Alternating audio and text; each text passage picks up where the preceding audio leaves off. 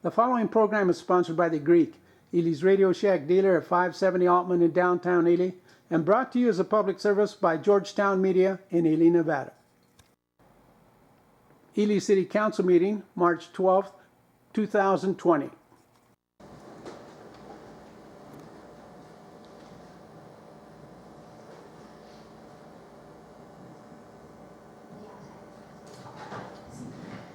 Okay, I will call this city council meeting to order, and we will stand for the pledge.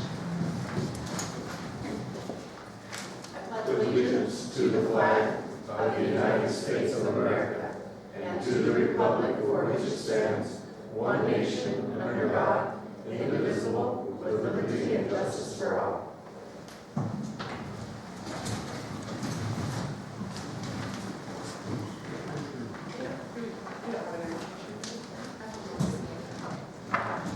Then we'll do the roll call.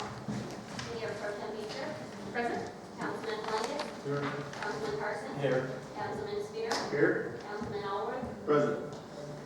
City Attorney Townsend. Here. City Treasurer Trask. Here. City Public Works Supervisor Craycraft. Here. City Fire Chief Rivera. Here. Police Chief Henry. Here. And Okay, then we will go ahead and open up public comment. If you will limit your remarks to 3 minutes and state your name for the record.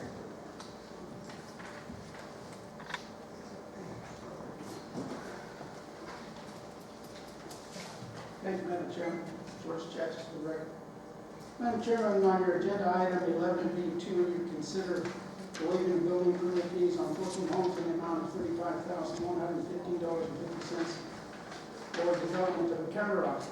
This needs to be denied. NRS 268.527 forbids the city to assist a private enterprise. I gave you a memo dated 1992 when I was mayor. We had a problem with proper collection of fees. The policy has not changed. The city council has increased fees claiming the need for revenue, yet you keep entertaining requests for waivers. You need to stop the discrimination. I've got properties that I'm not allowed to use by the council and the building inspector. Who's selectively enforcing the law? Under color law. Others around there are using their property. Does the council have some kind of regulation that will not allow ethnic minorities, naturalized citizens, veterans, those with disabilities, or senior citizens conducting business as others do? Did your building inspector ever look at back when Eureka with his wife in the city county vehicle that I reported back on September 2019? I want to remind you, your building inspector still refuses to give me a permit to re-roof my property. Madam Chairman, I want that permit. I'm willing to pay the proper fee. I'm not asking for a waiver as others are. I'm going to provide you with a memo which I did June 6, 1991, stating that the building department obligation fees must be paid at the time of issuance of a permit. That policy is not being followed. The policy has not changed. I'm also providing you, which I gave to you earlier, copy of the memo dated 1992 to me as the mayor regarding NRS 266.527 regarding competition of the private sector, which the county is doing. Madam Chairman, the Planning Commission and City Council today has not addressed the city code violations by members of the Planning Commission as well as some of the City Council people. They need to comply with city codes that they may have formulated and adopted or resigned. The city cannot selectively enforce the law. Madam Chairman, Keith Carson has built modular homes in his trailer park. Again, where's the building inspector? I couldn't put a modular home on one of my lots, which is considerably larger than the trailer lot. He is not in compliance. He is in violation of the trailer ordinance, your trailer ordinance. I lost 2 tenants that were issued citations for so-called code violations. A fine of $355 in both cases. Why the discrimination? Either you have rules and regulations or you don't. Madam Chairman, I've asked numerous times, and I'm asking again, what is the total to date that the city has paid for overtime in the fire department? River reports say that the amount is $60,000 to $100,000. Who's received the overtime and what was the amount paid to each individual? You got to get a handle on your expenses. I've not heard anything. I'd like some kind of answer. This is months over. Thank you. Thank you. Any further public comment? I still had a few items. Seeing none, we will move on to item 3. Mayor discussion for possible action, approval of agenda, including removal of agenda items. Does anybody have any things, questions? No? I will entertain a motion. Madam Mayor, Pro Tem, I believe, if I can find it on here, that item.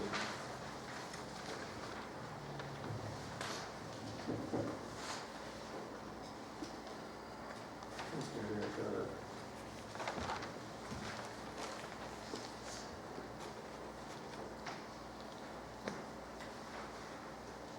Item B2. Be taken off until the next meeting when the mayor is here to address that. Under new business? Yes, ma'am. Okay, so you're requesting that be tabled? Yes, till next meeting when the mayor is here to discuss it. Okay. Any other changes? Okay, I will entertain a motion. So moved. And a second? Second. All in favor? Aye. Any opposed? So ordered. Item 4, city department reports. Fire chief? You have a copy of my report. Is there any other questions or additions that you asked for you? I had a call this morning, and I heard a ladder truck go blaring down the street. That sounded like a turnaround, went somewhere else. What was that? We had 2 false alarms at the same time, just about the same time. Oh, jeez. One was at AT&T, the alarm company forgot to call us, tell me he was working on it. And about the same time, they had one at the hospital, their T-Rock does set off a smoke alarm. The siren sounds good. So it's like, All from one end to the other end. Yeah, right. Thank you, Chief. Any other questions? I don't think so. Thanks, Ross. Who else do we have? Police chief? I don't have nothing, thank you. Thank you. City attorney? We have a question, the police chief or something, please. Sure.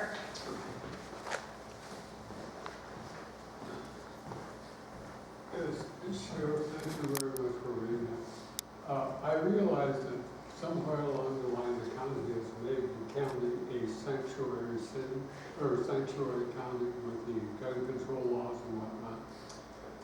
And that does cover the city of Eden, right? Correct. Is it necessary for the city of Eden possibly to discuss and pass it within their council to accept it as a sanctuary city? Of course it is. What? Of course it is. If the city, if that's the wishes of the city council, you can you can follow the footprint of the county commission and do the same. Okay, that would be, I think that's, I'm really pleased that the county has done it, So, but I'd like the city to be involved in that manner also. yeah, thank you for that support. All right, thank you very much. Okay. Caroline, nothing for Nothing. Okay. And then, city clerk is absent. Is there anything for her? Okay, and how about city treasurer? City public works.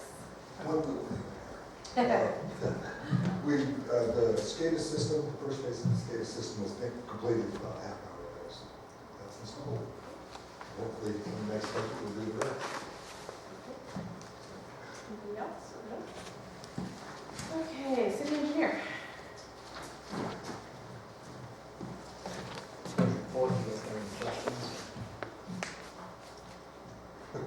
Oh, you have a question? Perfect.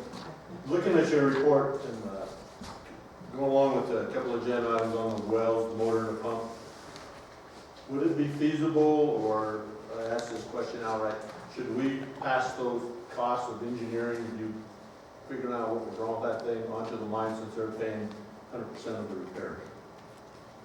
I don't know, on this report, there's 5 hours. I didn't- Yeah, I mean, I don't think there's a ton of hours. I mean, I think we spent a little bit today up there. They were finalizing up the motor out at this point in time. So, I mean, I got an hour and a half or something today or whatever. Yeah, so these other ones on this report, you know, they talk about. Those hours that in what we're doing right there, Jim, that falls we put that under just our normal monthly hours, and so, they are not necessarily additional charges to the city, even though in a lot of times in our monthly billings, we bill over what we get paid monthly.